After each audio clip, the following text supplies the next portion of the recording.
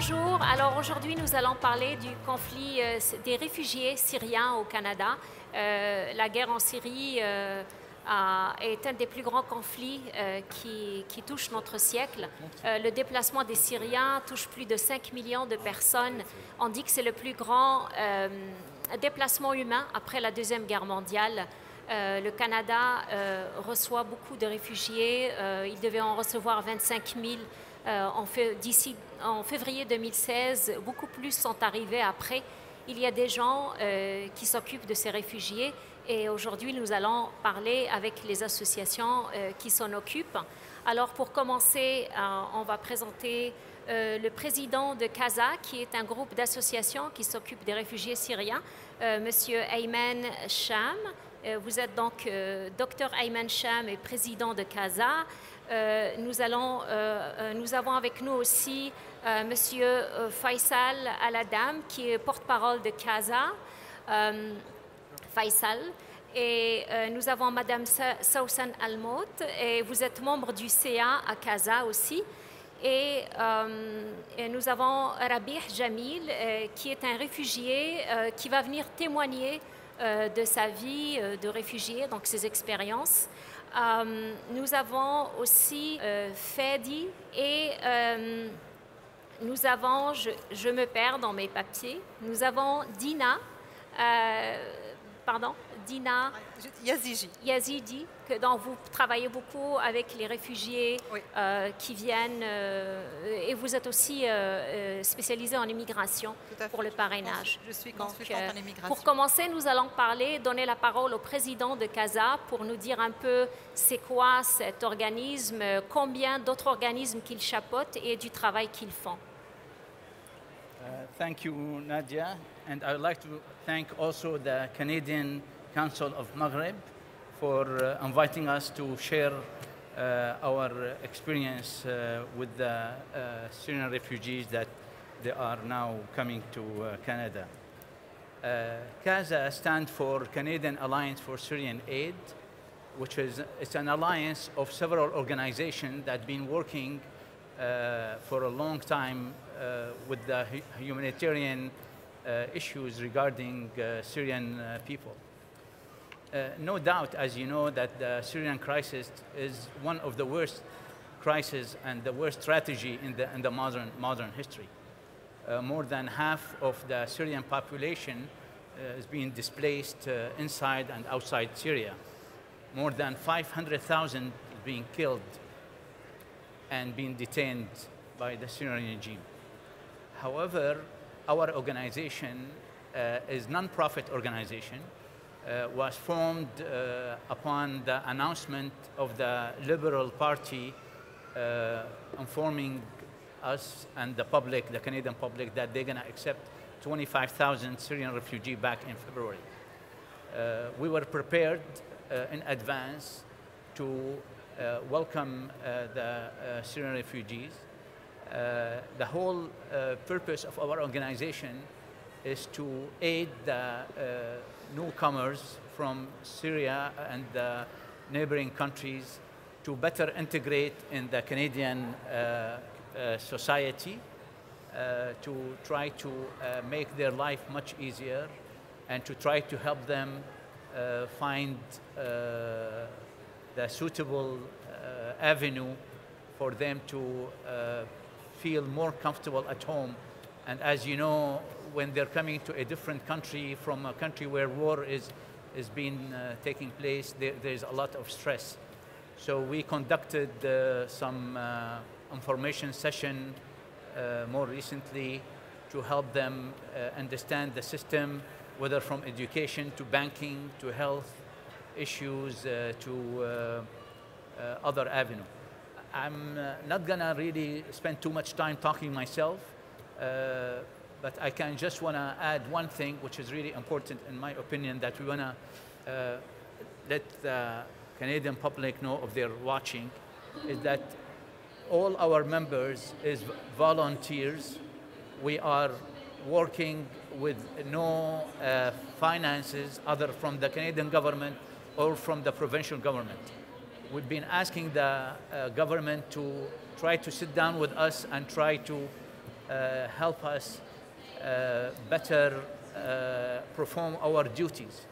And recently, we are now preparing for a meeting with Mr. Dennis Coderre, the mayor of Montreal, to sit down with him to exchange information on how better can help the government of Quebec and the government of Canada. As you know, because we are Syrian, we can understand the way the refugees can maybe better perform in the society. I'm going to let my colleague, either Mr. Faisal Azam or Sausan, they are member of our organization, to explain some of the problems we're having, or they to also leave it to them to explain what they feel comfortable. So Faisal Aladan, vous êtes porte-parole de CASA, donc vous allez nous parler un peu des problèmes de parrainage que rencontrent les réfugiés syriens au Québec. Oui, je pense que c'est important à noter que l'expérience du Québec est différente que ce qu'on voit dans d'autres provinces au Canada. La simple raison, c'est qu'on remarque que la majorité des réfugiés qui viennent au Québec, surtout à Montréal, viennent par le biais du parrainage privé. Et donc c'est un phénomène intéressant. Et les besoins et la manière dont les réfugiés parrainés par le privé arrivent est différente à ceux qui sont réinstallés par le gouvernement. Je pense que le problème primordial qu'on trouve surtout au Québec, je dirais, est plutôt dans ce qui est de la discrimination. Donc, ce qu'on remarque, c'est que les familles syriennes, ou les familles québécoises d'origine syrienne, surtout musulmanes, ont des difficultés à réinstaller les membres de leur famille. Et c'est un problème qui est surtout présent malheureusement au Québec. Et pourquoi, d'après vous? Parce que ce qu'on remarque, c'est qu'il y a très très peu de mosquées. Je pense probablement il y a 2 ou 3 qui font du parrainage ou qui ont eu le droit de faire du parrainage, alors que la majorité, je dirais, des organismes, pour des raisons historiques, je pense, parce que c'est un programme qui a commencé avec les Boat People et surtout les Vietnamiens qui fuyaient la répression communiste à l'époque. Donc c'est très centré vers les églises. Et ce qui se passe, c'est qu'il y a eu un article d'ailleurs en 2013 par la Ottawa Citizen qui a remarqué que 90% des parrainages privés des Syriens et des Irakiens venaient de la communauté non musulmane. Et ça se prononce surtout au Québec, parce que la majorité des réfugiés au Québec viennent par le biais du privé. Donc je dirais que ça, c'est vraiment la frustration primordiale qu'on ressent ici par la communauté. Parce que vous avez des scénarios qui arrivent tous les jours où des Québécois d'origine syrienne qui toquent la porte des organismes et qui leur disent « Écoutez, ma famille elle est déplacée au Liban, en Jordanie, en Turquie, aidez-moi ». Et les organismes leur disent « Pardon, monsieur ou madame, quelle est votre religion ?» Et c'est un phénomène qui n'est pas rare, c'est un phénomène qu'on vit avec tous les jours. Le deuxième problème, rapidement, je pense qu'on remarque, c'est que certains organismes, par loi, ont la responsabilité du financement et l'intégration de ces réfugiés pendant 1 an. Après qu'une année passe, le réfugié est la responsabilité du gouvernement, il peut demander l'aide sociale, etc. Et ce qui se passe, c'est que certains organismes, une fois que le réfugié arrive, la relation est terminée. Donc soit ils ne leur donnent pas, parfois c'est des dépôts, ou ils oublient leurs obligations financières. Et c'est quelque chose qu'on voit moins dans d'autres provinces au Canada. Simplement, c'est qu'il semble avoir plus d'entraînement, de programmes d'entraînement et de mobilisation qu'au Québec. Donc on est dans une situation inconfortable où on trouve des réfugiés qui viennent d'arriver là, pleins d'espoir, qui se trouvent dans des banques de nourriture, alors que ça ne devrait pas être le cas. Ok, d'accord. Et vous, Sausan, donc, vous allez parler un peu des difficultés d'intégration des femmes syriennes. Yeah. Yes, as Dr. Ayman mentioned before, and Faisal, one of our role in our organization is integration, and we are concentrate on the female and the family, because as we know, the woman is too important for the family. And all these new people, not all, most of these people coming from situation under the war, from distress, and they have a lot of psychological problem and have they lose their loved ones, their families, their houses, and really they have many psychological problem. We try to visit them in her house after coming to Montreal and sit with them, understand what's their problem. We try to help them. And in our organization, we have some psychologists and psychiatrists. They help us to solve their problem, to sit with them. And also for the woman, we try to encourage her to go out of the house, to learn the language, the most important, the language, and try to understand the Canadian culture. Because as you know, they came from different culture. Yeah. And we try to reduce the gap between the Canadian culture and Arabic culture because there is some misunderstanding in the culture. And it is not easy for them before when they came to different situation, different culture at the beginning. But after we noticed they start to enter the community, to like to go out, to visit the people, to speak with the Canadian community. And do you think there's enough help, like in terms of psychological help? Do you think there's enough? For us, our organization, we are all volunteer and we don't have a lot of people to help. But really, these people, they need specialists to sit with them and to understand their situation. And as you know, these people, they have a problem in the language, and they need psychologist or psychiatric speak Arabic language. Speak Arabic. Because as you know, this to speak about your problem, it's not easy to explain in foreign language. So you need to speak in your mother language. Yeah. And really, this is one very important issue. We try to help and solve this problem. OK, d'accord. Donc, Saucen travaille beaucoup avec les femmes et les familles des réfugiés syriens. Et elle disait que les gens qui ont vécu des traumatismes de guerre ont souvent besoin d'aide psychologique, psychiatrique, et qu'il y a... que c'est très difficile parce que quand on ne parle pas une langue, c'est très difficile de faire des thérapies. Donc, il se cherche un peu plus de psychologues qui parleraient la langue arabe. Et donc, son travail, c'est beaucoup aussi d'aider les gens à sortir et d'interagir avec les Québécois et les Canadiens, c'est ça.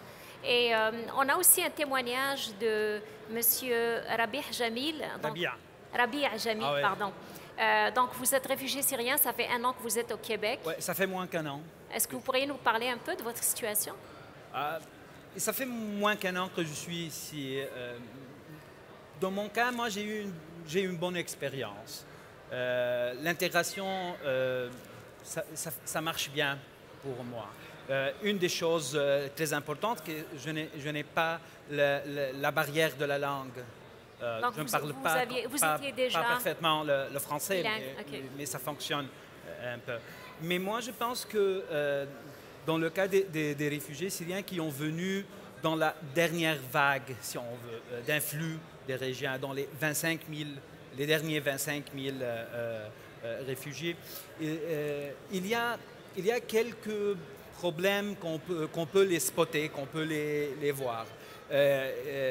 Moi, je trouve que la concentration sur la francisation, c'est une chose très importante pour l'intégration de les réfugiés, mais c'est une condition nécessaire, mais pas suffisante. Moi, je crois qu'on a besoin plus que les activités consacrées à la francisation. On a besoin des orientations pour les réfugiés. Et on a besoin des orientations sur 3 niveaux. On a besoin des orientations sur les niveaux économiques, culturels et social. Car, comme on sait, les réfugiés seront, nous, comme réfugiés, moi je suis un réfugié qui est sponsorisé par le gouvernement du Canada et du Québec. Alors, c'est seulement pour 1 an. Alors, les réfugiés, ils ont 1 an sur l'aide sociale, qui prend beaucoup, qui est un processus assez compliqué pour un réfugié qui ne connaît pas ce processus. Il y a des organisations qui aident, mais les organisations, on le voit, ils ont un resource scarcity. Qui sont? Il y a les ressources mobilisées ne sont pas proportionnelles à la demande. Oui, en nombre. Par exemple, l'association qui s'occupe de nous, MIRS, Maison internationale de la rive sud, on le voit le problème de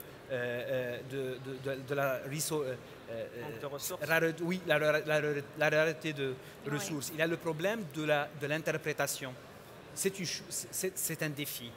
Comment on peut s'occuper des gens qui vont aller visiter les hôpitaux d'une façon régulière. Comment on peut, et le transport, c'est un autre défi qu'il faut prendre en considération pour ces choses-là. Et moi, je crois qu'un défi essentiel, c'est après la première année, qu'est-ce qu'ils vont faire? Et ici, on pose la question de la dépendance économique des réfugiés. Comment on peut aider les réfugiés à sortir de cette dépendance, de bâtir leur autonomie économique? Car moi, je crois que moi, j'étais un réfugié pour 5 ans, avant d'arriver, pour 4 ans, avant d'arriver ici. Et vous étiez où? J'étais au Liban. Lorsque j'ai arrivé ici, mon nightmare, c'est fini. Je me sens sécure, je me sens empowered, il faut dire ça. Mais encore, je ne veux pas commencer, je ne veux pas avoir un nouveau souci majeur qui est consacré sur comment je veux vivre. Comment vous voulez vivre? My livelihoods. Comment je peux trouver un boulot. Ah, OK. Donc, l'insertion professionnelle. C'est pour cela que je dis, car on a un problème, il y a un problème majeur ici. C'est l'équivalence des diplômes. Les réfugiés qui sont diplômés, ils trouvent ce problème, qui est un problème majeur. Ouais. On parle des réfugiés qui sont diplômés et ils ne peuvent pas, ils n'ont pas accès à leurs documents ou avoir une ratification de leurs documents à cause de l'agression en Syrie. Et il y a des gens qui font des professions, des métiers blue collar. Qui se recyclent dans d'autres domaines. Oui, alors ces réfugiés, pour travailler ici, ils ont besoin d'avoir la carte. Alors, ils ont besoin d'une certaine orientation professionnelle qui, jusqu'à maintenant, moi, je n'ai pas eu l'opportunité de la voir assez explicitement, si on peut dire. D'accord. Mais pour moi, je redire de nouveau, moi, j'ai une bonne expérience. Moi, j'ai déjà commencé mon doctorat, je suis intégré dans les systèmes éducatifs québécois. Et le système, j'étais très bien encadré. Okay. J'ai trouvé des opportunités pour s'intégrer. OK, d'accord. Et donc, on va demander des questions à quelqu'un qui est là depuis très, très longtemps. Vous êtes d'origine syrienne, donc Madame Dina Yazidi, vous êtes consultante certifiée en immigration. Donc, vous allez nous parler surtout de la contribution du Canada et du Québec, en particulier à l'aide des réfugiés syriens. Vous travaillez beaucoup avec les églises au Québec qui ramènent des réfugiés, donc des parrainages privés. Peut-être nous parler un peu de ce que vous faites, mais en même temps, est-ce que vous pourriez aussi nous dire, parce que Faisal nous a parlé d'un problème un peu que les réfugiés peut-être ramènent dans leur valise, cette division entre chrétiens et musulmans. Est-ce que ça se vit à Montréal? J'aimerais tout d'abord vous donner quelques informations, genre BABA, de l'immigration et du parrainage privé. Ouais. Le parrainage privé, c'est un programme par lequel le gouvernement donne l'autorité ou le pouvoir ou la possibilité à des organismes à un but non lucratif à parrainer, pour parrainer des réfugiés. Alors, peu importe. Ils ne disent pas c'est un programme d'église, c'est un programme de mosquée. Non. Alors, sous mon mandat légal, j'ai 2 églises et la Société druze du Canada. Alors, une non chrétienne, non musulmane traditionnelle. La différence entre les deux, c'est que nous, on prend en charge les réfugiés. Monsieur Faisal a mentionné que les églises ferment les portes pour tout ce qui est musulman. Là, pour être plus spécifique, vous parlez des églises d'Orient. Et ça, c'est vrai. Les églises canadiennes, québécoises, ils parrainent des musulmans. On est d'accord? D'accord. Pour les églises d'Orient, parce que les membres de l'église, les paroissiens, ce sont des gens de la Syrie, du Liban, ou des mariages mixtes. Ils ont la priorité de parrainer leur famille. Alors, c'est aussi, ça rejoint l'idée du gouvernement pour la phase d'intégration. Quelqu'un qui arrive ici, qui a sa famille ici, qui a le soutien, soit social, soit financier, soit moral, c'est beaucoup plus simple, beaucoup plus facile et beaucoup plus efficace. Alors oui, les églises d'Orient parrainent les chrétiens qui sont les membres de leur propre paroisse. Le besoin est énorme et comme monsieur a dit, ce n'est pas proportionnel. Proportionnel vis-à-vis de la catastrophe. Je suis totalement d'accord avec vous. Mais à ce que le Canada a fait, elle a fait beaucoup. Et je remercie le Canada, je remercie le Québec pour tout ce qu'ils ont fait. Le Québec a reçu pas loin de 6 000 réfugiés syriens dans les, disons, 2015-2016. Et c'est vrai, la majorité, ce sont des réfugiés parrainés. Alors, ceux qui sont parrainés par l'État, ils sont ailleurs. Donc, on parle peut-être 18 000 presque, qui sont parrainés par l'État.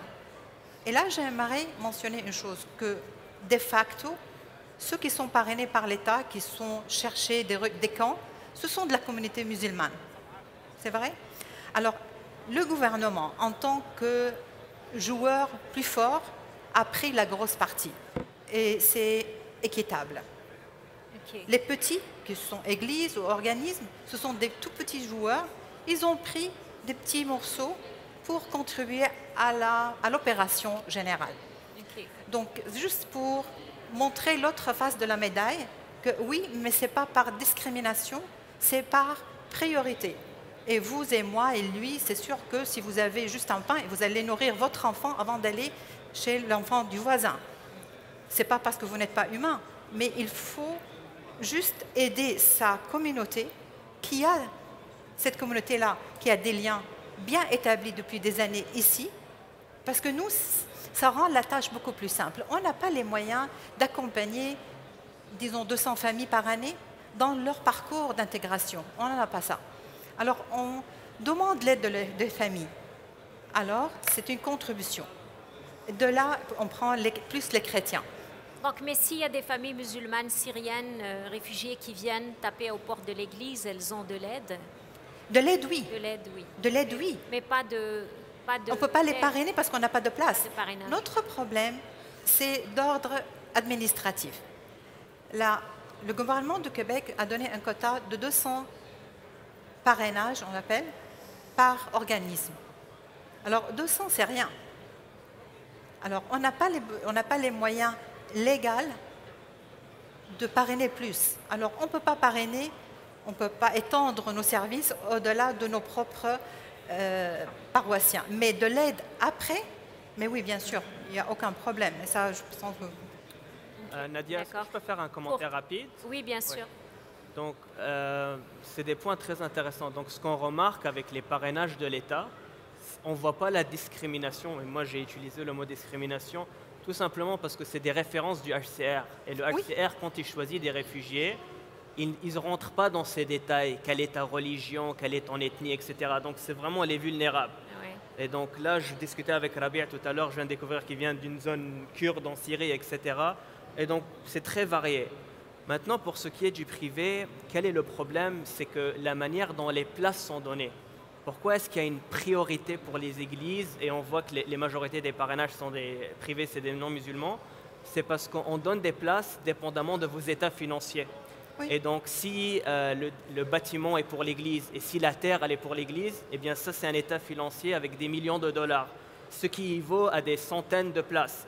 Alors que la communauté musulmane, probablement qui est établie depuis 20-30 ans, la majorité des mosquées que vous allez trouver ici, c'est des appartements qui sont loués. Oui, oui. Et donc, il n'y a pas la même puissance financière. Oui. Donc, et donc, disons que le système, la manière dont il fonctionne, semble favoriser aussi ce phénomène qu'on remarque surtout au Québec. Ok, d'accord. Et là, pour terminer, nous allons parler avec Fadi Bertawi, vous êtes Bertawi, pardon. Bertawi. Vous êtes aussi de l'association CASA. Vous êtes président de l'association d'accueil des Syriens du Québec et vous voulez parler des services que vous présentez, mais vous voulez aussi parler de solutions. Parce que là, il va falloir parler un peu de solutions avant de terminer. Bien sûr. Tout d'abord, donc pour commencer, je remercie le Canada pour l'accueil qu'elle a présenté à ces gens jeunes vulnérables qui sont venus des camps de réfugiés. Surtout, je parle des gens qui sont parrainés par l'État. Ils ont bien fait. Ils ont ramené des gens qui sont amputés, des gens malades, des gens qui sont vraiment dans le besoin. Notre mission, c'était vraiment dès le début de l'arrivée de ces réfugiés. En tant que Syriens, c'était vraiment notre devoir de donner un petit peu à ces gens qui sont vraiment qui se sont échappés à la mort, qui ont perdu tout à cause de ces bombardements. D'ailleurs, donc pour signaler un petit peu le malheur des gens qui restent là-bas. Notre mission, donc, elle a commencé par l'accueil de ces gens, ces réfugiés qui sont parrainés par l'État, depuis leur installation jusqu'à, on continue avec eux jusqu'à l'intégration et puis jusqu'à ce que ces gens-là s'en sortent de leur état initial après 5 ans, 4 ans, 5 ans passés dans les camps de réfugiés, avec, comme vous le savez, comme vous le voyez, avec... ils survivent, en fait, ils survivaient là-bas, ils ne vivaient pas, ils survivaient. Et puis on a commencé à bien équiper leurs appartements, tout ce qui est sous la parapluie aussi de CASA, donc avec l'aide de toutes les associations qui ont partagé les mêmes valeurs humaines. Et puis, on a commencé avec eux, avec tout ce qui est de matériel. Et puis, par la suite, on a vraiment mis un plan en parallèle qui s'occupe, parce qu'on connaît en fait, je m'excuse si je passe d'une idée à l'autre, parce que là, j'ai plein d'idées, il faut les passer tout de suite. On sait, ils viennent des camps de réfugiés, donc ils n'ont pas d'éducation, 5 ans coupés de l'enseignement, 5 ans coupés mal nourris, mal logés, etc. Il y a parmi eux, comme il le sait, Dr Ayman, beaucoup de gens qui sont malades. Donc, ils ne trouvent même pas un généraliste. Ça, c'est un autre problème.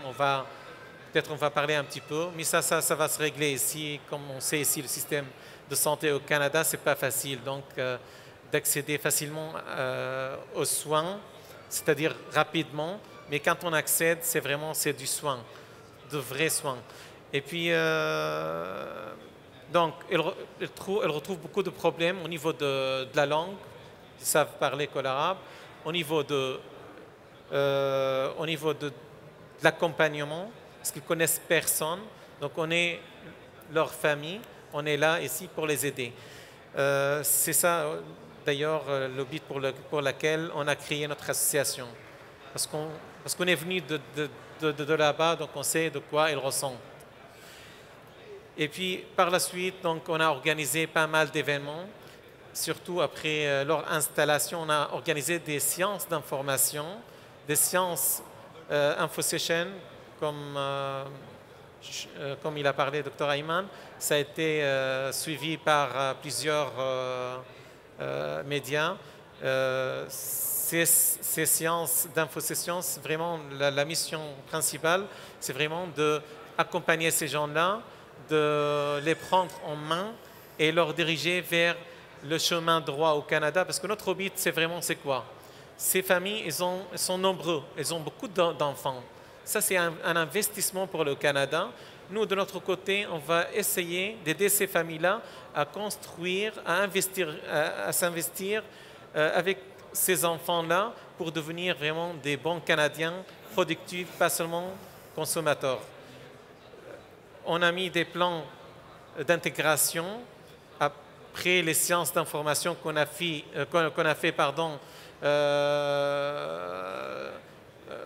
on a fait un grand événement et puis par la suite, on a fait des petits événements. On cherche les familles, des petites familles, on fait des petites séances d'information pour leur montrer leurs devoirs, leurs droits et puis vraiment comment tracer un chemin ici. Ok, d'accord. Ça, c'est parmi les solutions qu'on a mis en plan. Il ne reste pas beaucoup de temps. Si vous pourriez comme juste dire un mot pour la Parfait. fin. Parfait. Juste un petit mot, juste un petit point. Ce mot-là, je le dirige aux Canadiens. Il ne faut pas avoir peur de ces gens qui sont vraiment les plus vulnérables sur cette terre. Ils sont les plus touchés sur terre. Donc, il ne faut pas avoir peur de ces gens. Ils sont gentils. Ils sont vraiment des gens très actifs, très productifs. Et il y a beaucoup d'entre eux qui sont professionnels. On essaie de les aider avec les contacts, avec les hommes d'affaires, vraiment même de trouver des emplois. Mais pour le moment, on les protège contre les médias.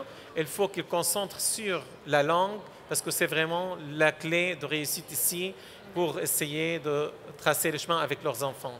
Donc, merci à vous et à tous les gens. Alors, Dina, si vous pourriez nous dire une petite phrase à la fin, peut-être. Oui, je répète mon remerciement au Canada et au Québec. Je supplie le gouvernement de nous donner plus de pouvoir pour qu'on puisse aider plus de gens. Juste un mot, Faisal, spécifiquement. Ce n'est pas par discrimination que je dis que l'État a pris la grosse partie. Et c'est avec raison, parce que la grosse partie, la plus grande partie touchée, ce sont les musulmans, et j'en suis d'accord. Mais je laisse aux grands joueurs de faire cette partie qui est trop lourde pour nous. On s'occupe des petits. C'est tout ce que j'ai dit. Alors, je répète mon remerciement. Si on peut mettre plus de pression sur le gouvernement pour qu'il nous donne plus de pouvoir, pour plus aider, on sera plus que ravis. Merci à vous.